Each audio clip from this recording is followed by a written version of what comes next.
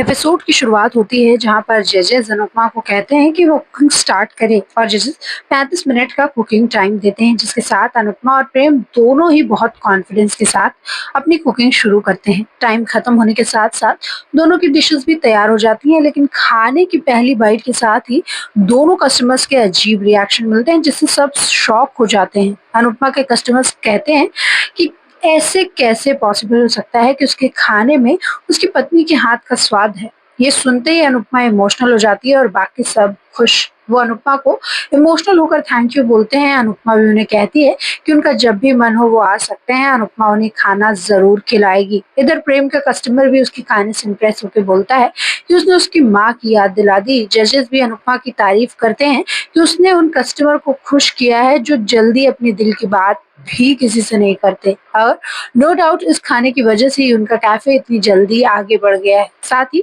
वो ये टास्क जीत कर अगले कंपटीशन के पार्ट में जा चुके हैं। इधर प्रेम ने भी कार्तिक को अपने घर से इतनी दूर होने के बावजूद अपने खाने से उसके घर की याद दिला दी, जिससे इम्प्रेस होकर जजेस ने उसे भी अगले राउंड में भेज दिया है, जिसके साथ दोनों ही कैफे क्वालिफाइंग सर्टिफिकेट जीत जाते हैं। बाहर निकलने पर प्रेम और अनुपमा की नजर एक दूसरे पर अवार्ड पे जाती है, जिससे ये समझ आ जाता है कि दोनों लोग जीत चुके हैं। अनुपमा भी मन में प्रेम की जीत के लिए कान्हा जी को थैंक यू बोलती है। जजेस दोनों कैफे को बेस्ट ऑफ लक बोलते हैं। वहाँ लीला खुद को बेस्ट होने का दावा करती है। जजेस ये भी बताते हैं कि आगे के राउंड्स और भी टफ होने वाले हैं। साथ ही उनका मानना है कि अगर ये दोनों कैफे एक होते तो पूरे अहमदाबाद में उनके आगे कोई टिक नहीं सकता है।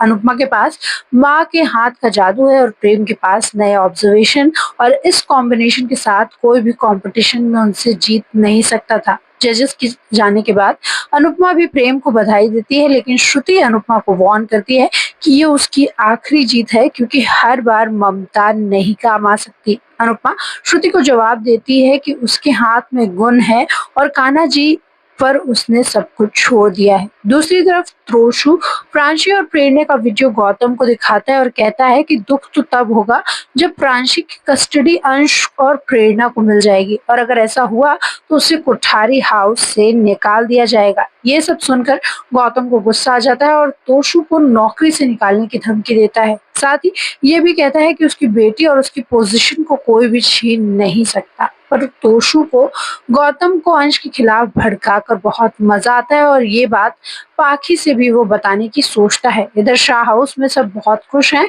कि अनुपमा ने उस कस्टमर को खुश कर लिया। दिग्विजय भी अनुपमा की तारीफ करता है कि अनुपमा के पास हर दर्द का इलाज होता है। इधर से तोशु भी स्माइल करता हुआ पाखी के पास आता है और उसे सब्र रखने के लिए कहता है। फिर सबकी कल की मेहंदी और हल्दी के लिए होने लगती है। तभी ईशानी कहती है कि उसे समझ नहीं आया कि प्रेम कैसे जीत गया। अनुपमा प्रेम की तारीफ करती है और कहती है कि वो एक अच्छा शेफ है। इसी बीच अंश अनुपमा से प्रांशी को एक दिन और रखने की रिक्वेस्ट करता है। प्रेरणा ने प्रांशी के लिए एक बहुत ही सुंदर सी फ्रॉक लेकर सबको सरप्राइज कर दिया। अंश कहता है कि हम लोग उनसे प्रांशी को यहाँ एक दिन और रहने की रिक्वेस्ट करते हैं, तो गौतम चिल्लाता हुआ आता है कि मेरी बेटी यहाँ नहीं रहेगी। अनुपमा गौतम को साफ कर देती है कि उसकी इस घर में कोई वैल्यू नहीं है, इसलिए वो यहाँ से चला जाए। गौतम चिल्लाने लगता है कि वो प्रांशी को यहाँ से लेकर जाएगा, तो अनुपमा उसे पीछे कर देती है। माई भी गौतम को बातें सुनाती है, तो गौतम कहता है कि घर से बाहर आ गई तो जुबान ज्यादा चलने लगी है।